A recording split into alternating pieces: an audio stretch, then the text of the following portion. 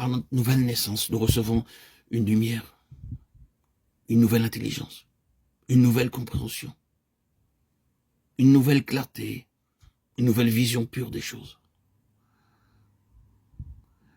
Celui qui a fait une réelle expérience chrétienne connaît cela.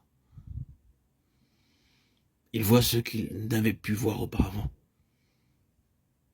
Et c'était peut-être efforcé péniblement jusqu'alors pour voir, mais maintenant il vit. C'est un autre monde qui s'ouvre devant lui, tout comme lorsqu'une personne née aveugle recouvre la vue.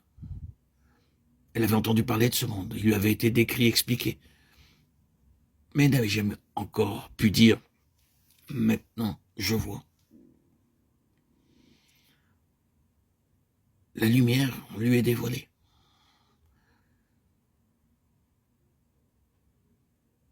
De plus, elle reçoit une liberté, une délivrance. Et avec cette délivrance, l'élargissement. Quelle grande chose, mais la vie chrétienne. Il y a quelque chose d'anormal dans une vie chrétienne qui serait petite, médiocre, limitée, chétive et étroite. La vie chrétienne est une grande chose. Elle est un pays aux horizons lointains. Avec chaque élargissement vient un nouveau sens intérieur de perspective. Les choses sont toujours et toujours plus élevées. Plus nous avançons dans la vie chrétienne, plus nous sommes conscients de tout ce qu'il reste encore à découvrir. Nous n'arrivons jamais à puiser ce sens merveilleux de perspective et d'avenir, ce sens d'une porte largement ouverte. Par notre nouvelle naissance, nous acquérons une nouvelle force motrice dans la vie, dans le cœur. Cette force motrice qu'est l'amour.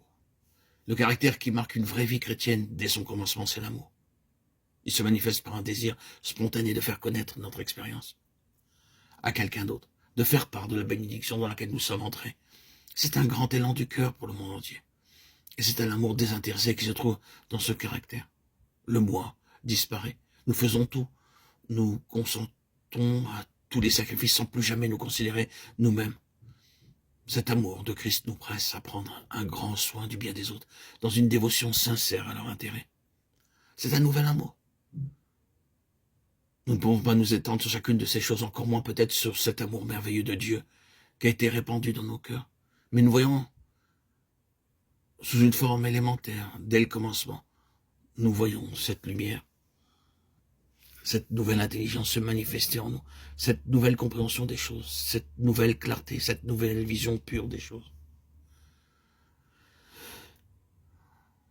Oui, nous avons une vie nouvelle et différente, une énergie nouvelle. La vie est une énergie, n'est-ce pas?